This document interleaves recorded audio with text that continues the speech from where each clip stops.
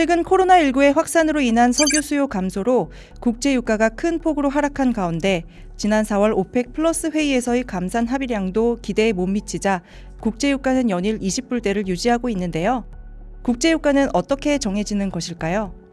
흔히 우리가 알고 있는 국제 유가는 WTI, 브렌트, 두바이이지만 실제로 전 세계에는 수백 가지의 유종이 존재합니다. 전 세계에는 100여 국이 넘는 산유국이 있고 각 나라마다 각기 다른 스펙의 원유가 생산됩니다.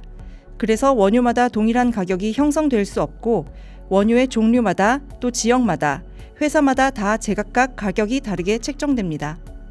이때 가격이 책정될 때 가장 일반적인 방법이 브렌트, WTI와 같은 벤치마크를 기준으로 알파를 가감하는 것인데 사우디 같은 경우에는 두바이유나 오만유와 같은 벤치마크 원유에 얼마만큼 가감할 것인가를 OSP, 즉 공식 판매 가격이라는 방식을 통해 발표합니다.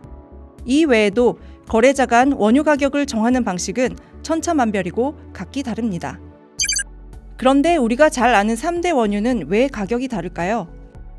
가장 큰 이유는 원유의 API 비중, 황 함량, 유동점 등 성상이 다르기 때문입니다.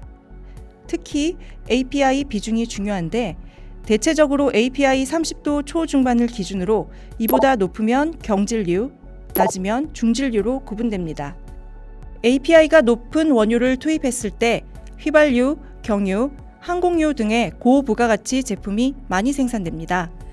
API가 높은 경질 유종이 중질 유종에 비해 고가에 거래되는 이유는 바로 이 때문입니다. 이와는 반대로 황 함량이 높을수록 정제 과정에서 이를 처리하기 위한 설비 투자가 수반되기 때문에 고유황보다는 저유황 유종이 높은 가격에 거래됩니다. 그렇다면 품질만 놓고 보면 황 함량이 낮고 API가 높은 WTI가 벤치마크 유종 중에서 가장 고가에 거래되어야 합니다. 그러나 실제로는 꼭 그렇지 않습니다. 미국에서 생산이 급증하여 오히려 경질류인 WTI가 중질류인 두바이보다 더 낮게 거래가 되기도 합니다. 원유의 가치는 1차적으로 황 함량과 API 비중에 따라 책정이 되지만 결국 최종 가치는 수급이 결정한다고 말할 수 있습니다. 최근 서부 캐나다산 대표 고유황 원유인 WCS의 가격이 배럴당 약 5불 이하로 책정되면서 원유 가격이 맥주 한 잔 가격보다 싸다는 미국 CNBC의 보도가 화제가 되기도 했는데요.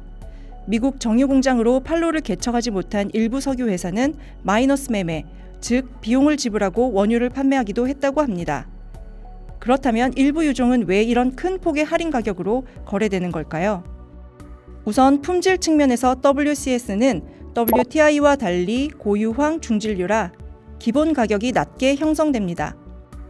원유 생산의 최종 목적은 정유공장을 통해 휘발유, 경유 등 제품을 생산하기 위함인데 원유를 정유공장까지 수송해야 하고 수요보다 생산량이 많을 경우 수출도 해야 합니다. 결국 파이프라인을 통해 미국으로 넘어가게 되면 넘쳐나는 파이프라인 수요로 이를 이용하기 위한 높은 비용을 지불해야 합니다. 정유 공장이 밀집되어 있는 미국 쿠싱이나 텍사스주 인도 기준인 WTI와는 가격 차이가 많이 날 수밖에 없습니다.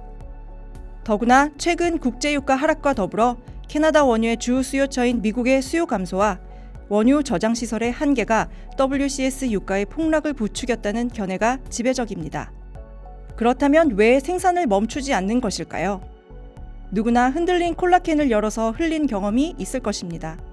이와 비슷하게 원유 생산은 수도꼭지를 잠그는 것처럼 단순하게 잠그기가 어렵기 때문입니다.